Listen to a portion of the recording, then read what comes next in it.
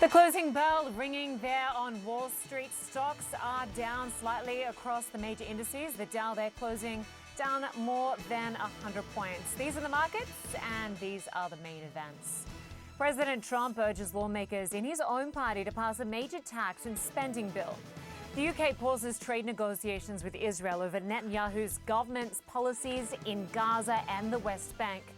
And billionaire Elon Musk says he'll spend a lot less money on politics in the future. Live from Atlanta, it is Tuesday, May 20th. I'm LYNDA KINKADE, in for Richard Quest, and this is Quest Means Business.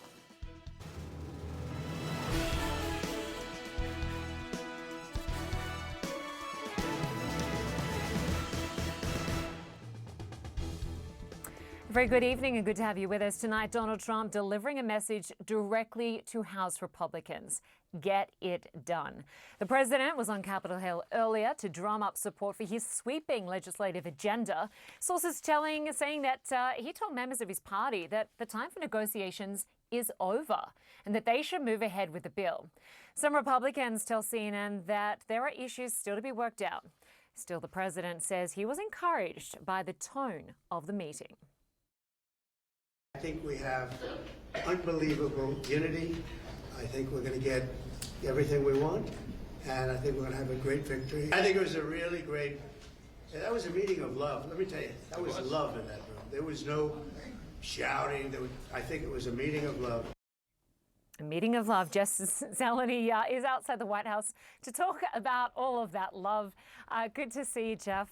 So Trump is certainly trying to urge consensus, but Republicans are divided over the costs and the cuts. Just take us through the biggest sticking points.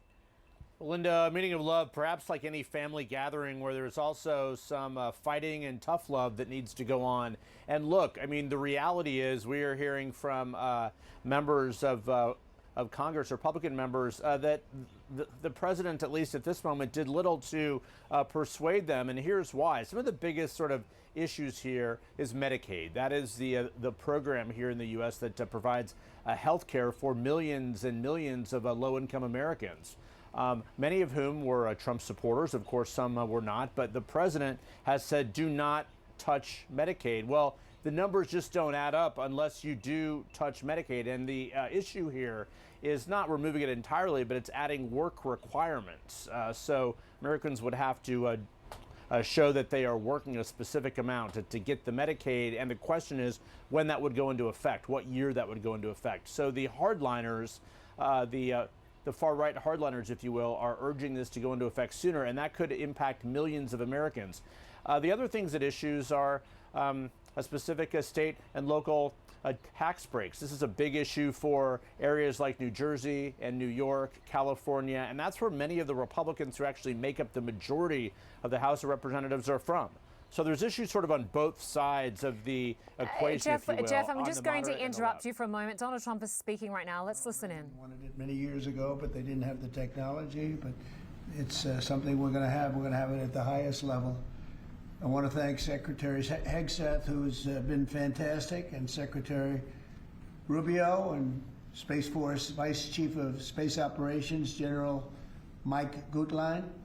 I also want to recognize Senators Dan Sullivan, Kevin Cramer, and Jim Banks, fantastic senators, great talents, great political talents, and people that love our country. In the campaign, I promised the American people that I would build a cutting-edge missile defense shield to protect our homeland from the threat of foreign missile attack.